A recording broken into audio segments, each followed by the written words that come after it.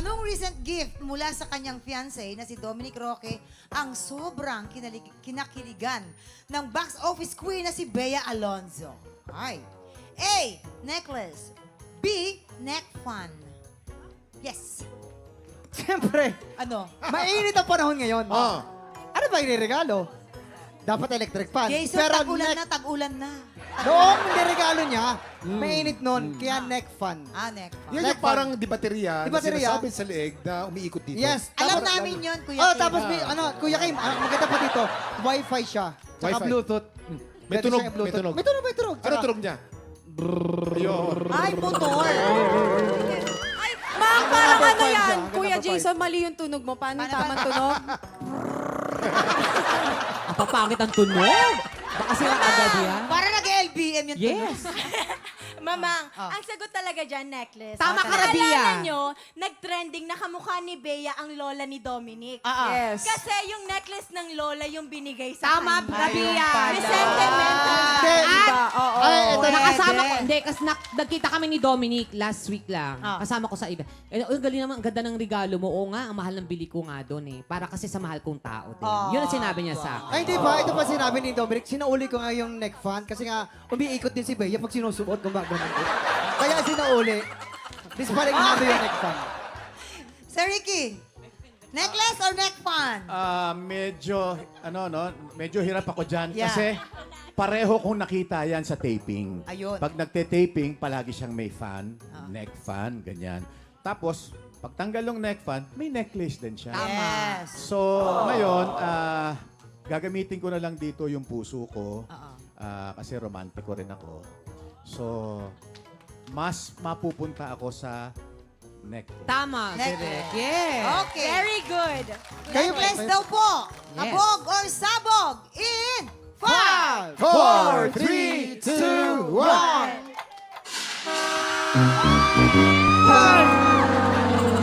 Direk, sorry po, Direk. Ay, Trabaho Donita, lang. Donita, ba't ka nagtatago dyan? Oh. Neck Wala, may fan. hinahanap lang ako. Ang gaganda niya Neck pero fan sinungaling po pala kayo. ang binigay ni Nako. ano. Pasensya, sorry po. Faith, Rabia, magmula ngayon, wala Ashley. kayong project kay Direk Ricky. Okay Direct lang po Ricky, ba? kami- Lalagyan ko po ulit. Oh, ayan. Sige po. Galit kayo sa akin. Hindi po. Yan lang po mga babae. Wala naman akong ano eh.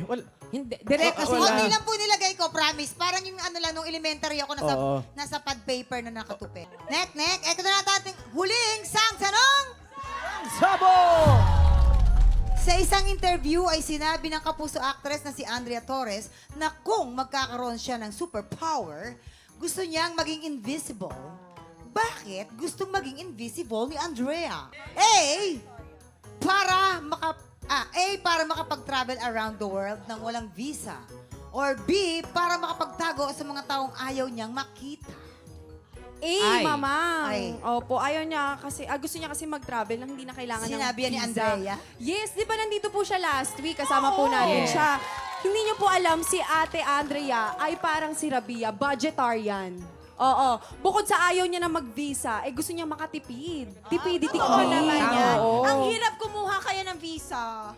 Yes, oo. Totoo yun. Totoo din naman yan. Yun lang, totoo yun. Wes, Kuya Kim. Hay, nako. Gusto maging invisible ni Andrea dahil Yes, Kuya Kim. mapait ang nakaraan ni Andrea. Sobra. Ang apelyido ni... Nakakayak. Ang apelyido ni Andrea Torres.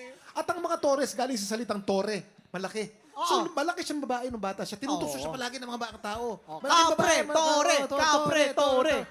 Kaya gusto niya maging invisible para makapagtago sa mga taong umapi sa kanya. Siyempre. Pero siya'y lumalaki at tinatawag na Tore. Yung pala. So, pasensya na po. Alam kong litong-lito na po kayo. Kami din po eh. Isang taon na namin ginagawa ito halos. Pero Direct, we love you. I love you. Mapakla. Libreng Kala ko matamis. Borax sa borax. Mapakla. Anyway, ang sagot ko dyan dahil I play the father of Andrea. So palagi kami Apo. sa Love Before Sunrise. Palagi namin napapag-usapan na makabiyahe. nakabiyahe. Oo, mahilig siya magbiyahe. Yes. So, doon ako sa para makapag-abroad ng Nang walang visa. walang Tama visa. po, Okay. Direk. Tama. Para makapag-abroad ng walang visa. Tignan natin, kabog or sabog in... 5, 4, 3, 2, 1. Yeah! Oh, tama. Thank you po, Direk. Salamat po. Tiktropa, pinanood mo hanggang sa dulo itong video na ito? Abay, very good ka. For more happy time, watch more TikTok Lock videos on our official social media pages and subscribe to GMA Network official YouTube channel.